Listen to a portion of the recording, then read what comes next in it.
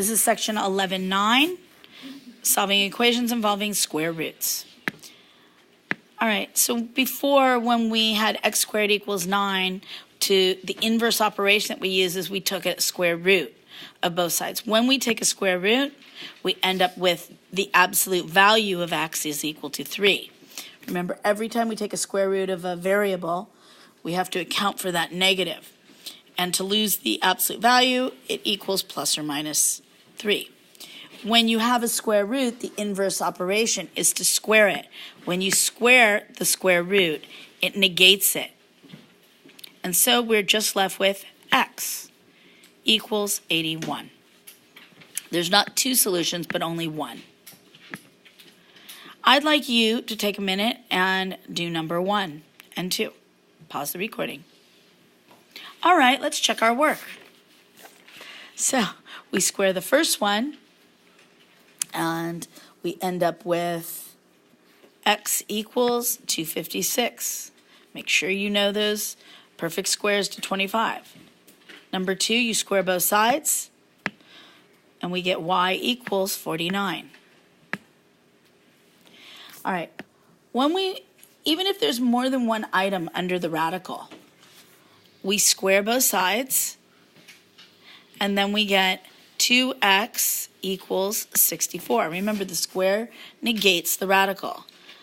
I then divide both sides by 2, and we're left with x equals 32. Our equations are getting a little bit longer, so your job is to isolate the radical so that you can then square it to get rid of the radical. So before we can do that, we add 1 to both sides. We get the radical all alone. Isolate the variable. Adding 1 using our properties of equality, we're left with radical 5x. What do I need to do to that? Square both sides. We get 5x equals 225. Divide both sides by 5, and we have x equals 45. All right. So what do you think we would do here? Do you want to try these two on your own? Yeah. Okay, let's pause the recording. I won't stop it. Okay, so what do I do first? Who wants to volunteer? Let's hear from somebody. I haven't heard from Chloe. First, you divide by 2. Dividing by 2 on both sides. Remember, that property of equality is the same as multiplying by a half. So we could say it's the multiplication property of equality or the division property of equality. Keep going. And then you square both sides. We square both sides. Get x plus 3 and 25. Okay, x plus 3 is equal to 25, and then? Subtract 3 from both sides. Good. You get x equals 25. Excellent. Okay, number 6. Number 6. Let's go, Jamie. You're going to add 5 to both sides. We always undo our adding and subtracting first. Good. And you have 3. We don't do in math. What do you want me to do with the 3? Divide. By? The reciprocal. Or 3. 3. On both sides. I thought you said we do in math. Okay, we do the 3. Oh. Okay. Yeah. And then? You get the square root of 2x plus 4 equals 6. Okay. Maybe I misheard you. I thought you said we do 3. And I want to know what do means in math. Okay, next one. Keep going. You square both sides. Good. And you get 2x plus 4 equals 36. Perfect. And you subtract 4 from both sides. Uh-huh. And you get 2x equals 32. And you divide 2 from both sides. Okay, questions? All right, so let's go back, take a step back, and talk about our domains. We're going to mix it all up today. Domains. We're going back to chapter 10 and chapter 11. We were given 2 rules. Who remembers the big rule for fractions? Huh? No, for a fraction. Denominator can't be 0. Right. The denominator, you can't have a 0. Not a 0 in the denominator. It can't simplify to a 0. Thou shalt not divide by 0. So we can't have, if it's x in this case, it can't be 0. In this case, it can't be 4, right? Because it would give you a 0. And what's the rule for a radical? It can't be in the denominator. It can't be in No, what's the rule for what's allowed in here? What is X allowed to be? X is not allowed to be negative. Or It's not allowed to be negative. simplify it. So what is it allowed to be? If it's not allowed to be negative, greater than or equal to 0. It can be 0, it can be 1, it can be 2, but it has to be greater than or equal to 0. So those are our two domain rules. Does that make sense? Okay, so in the first one, what do we say? X is an element of the reals and, It's greater than or equal to 0. okay, X is greater than or equal to 0. Got it? Number 2, what would I say? Somebody else? Somebody else. How about Brianna? X is an element of reals and X has to be greater than or less than. Greater than or equal to? Greater than or equal to. No, it's not 5. Negative. -5. We take what's inside of there, right? And we set it greater than or equal to 0. Because inside, this whole thing in here is allowed to equal 0. So set it greater than or equal to 0. And then we do -5, -5. That's how I get greater than or equal to -5. Does that make sense? And the next one, what is X allowed to be? Anything. There's no any real number. There's no restrictions. Okay, what about the next one? What would I do to figure it out? Yeah, Or would you square 1 5? No. we're just finding the domain. What is X allowed to be? Set it equal to 0. So Set what equal to 0? the things in the radical, the numbers in the radical. Specifically. 2x minus 6 is greater than or equal to 0. Not equal to, not setting it equal, greater than or equal to. And then I add 6, divide by 2, and X is allowed to be greater than or equal to 3. So 2 times 3 is 6, minus 6 would give me a 0. It's allowed to be 0 under the radical. It's just not allowed to be negative. If you put anything greater than 3, 3, 3.5, 3.6, 4, 5, 6, 10. Got it? Is everybody remembering those domain rules? Okay, now we're going to mix it up. Number 5. How about Daisy? Would it be y? X is an element of the reals, and then X is greater than or equal. No, it's not a radical. That's the rule for a radical. You guys are forgetting. The rule for a radical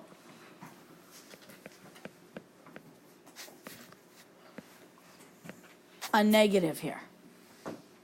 The rule for a fraction, what is it, guys? It can't be 0. Can't equal 0 in the denominator. Okay? So, one more time. X is an element of the reals. X is greater than 0. No? Or X is like, would it be as any number but 0? Or X is, How do I show that, guys?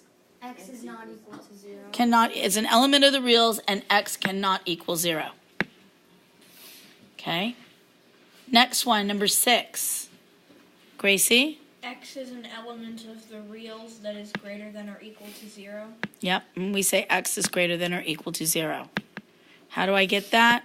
Set what's inside. Number 7. Number 7, someone I haven't heard from. Come on, guys, don't all volunteer at once. Fionn. X is an element of the reals. X is equal to 4. No, so X is equal to X is greater than 4. Noah? X is an element of the reals. X cannot equal 4. Cannot equal 4. With fractions, we say what it is and what it's not allowed to be. What it cannot be. Okay? And then number 8. Number 8. Let's go with Nicole. X is the element of the reals and X cannot equal -8. Good. Okay, questions? Everybody's remembering those domain rules? Yes or no? Yes. Okay, well, it's especially important right now when you have radical equations, because you will get solution that does not work, a solution obtained by sharing both sides of an equation that does not satisfy the original equation. So you can solve it and it will work. So like if I subtract 9, then we square both sides, and then we get x equals 81. When I substitute that in, does it work? No. 81 plus the square root of 81 plus 9, does that equal 0? No. 9 plus 9 does not equal 0. So that is an extraneous solution. There should have been a clue at what point? Does anybody see the clue where it didn't work? Max? When you square a negative, you get a positive. Where? At the step when you square both sides. No, before that. Yes. The square root of x equals -9. Yeah, a square root of any number cannot equal a negative, right? So that's the point that it would be where the problem occurred. So you would say something like that, there's no solution. All right, so you ready? Can I move on, or do you want me to pause it? Okay, so pause the recording if you want to take notes. So now we're going to try. So the first one, what do we need to do? Everything's under the radical, it's isolated. What would we do? How about Eitan? You would say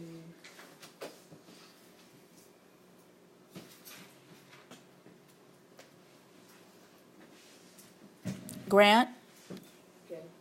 So you have to square both sides. To get rid of the radical. We're squaring both sides to get rid of the radical. Okay, and then what do I get, Grant? From here, you would get 2x plus 3 Uh-huh, is equal to x squared. good. Then you would subtract the 3. Uh-huh, You would get 2x is equal to x squared minus 3. and?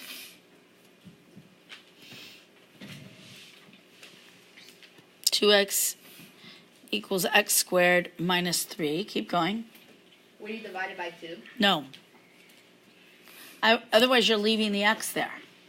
Yes. Would you, instead of subtracting, would you subtract x squared from this? No. Always want to keep your x squared positive. We always want to keep x squared positive. So he was right, but he just didn't complete it. So you subtract 3 from both sides. And? You subtract 2x from both sides. Good. Subtract both. You want to zero it out, right? Otherwise, what you were doing is you were leaving the x there if you divide both sides by 2. And then you gave yourself a nasty fraction to contend with, right? Now, what I have, as soon as you see x squared, you should go, okay, I want to get that to a trinomial. I want to factor it. Okay? Now we say what multiplies to -3 and adds to -2. How about -3 and 1? So this is x minus 3 times x plus 1. And what are my solutions? X equals 3 or -1. Right? That's right, yeah. So 3 or -1. And now I have to check both of those. Every time you have a radical, it is not an option. You will have an extraneous solution. Especially if there's an x squared involved, one of those will likely, one or both will not work. You have to check. All right, so I'm going to try my -1. And as you can see, I'm in a situation where I have the square root right here. It's -2 plus 3 gives me a +1, and that can't equal a negative. Okay? So, we try our 3. Does this work? Yes. It works. So 3 is the solution. And 1, the -1 is extraneous. You do not put -1 in the answer column. Okay. Next one, last problem. You guys try it on your own. Pause the recording. Let's check our work. What do I need to do? Somebody I haven't heard from. How about Nicole? I squared both sides, Okay, and I got x plus 20 equals x squared, good. and I subtracted x and 20. From both sides. I got x squared minus x minus 20 is equal to 0. Okay, And then I did x marks a spot. right. And you got equals to negative 20, negative 1. I got 4 and 5. 4, Negative 5. negative 5, and positive 4. Good. And your solutions were? X equals 4 and No. negative 4 and positive. Negative 4 and positive 5. You're doing the opposite now, right? Yeah. And so which one was, were either of those extraneous? No, Did you try them? no, I didn't. Oh, I told you, every time you do a radical, you have to try them. So notice I get, if I try negative 4 and it's a negative on this side, and you're likely, if you have a negative on this side, I mean x on both sides, and one of your solutions is negative, that's going to be the one that will likely be extraneous, but you need to check it. Okay, so I'm substituting in, we get the square root of 16. Does that equal negative 4? Is 4 equal to negative 4? Okay, doesn't work. Next one is, the other solution is 5 plus 20. Does that equal 5? Yeah. The square root of 25 is equal to 5, and 5 equals 5. So this is our solution. Does that make sense? I'll do it with the PowerPoint because it's going to be cleaner. All right, are there any questions? Yes.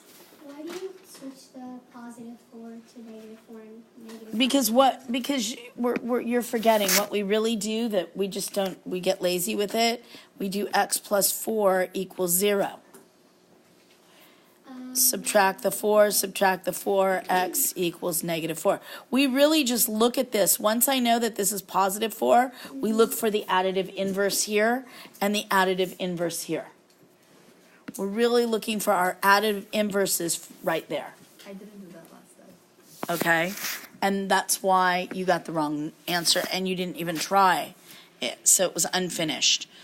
That's the lesson. Any other questions? All right, that's it.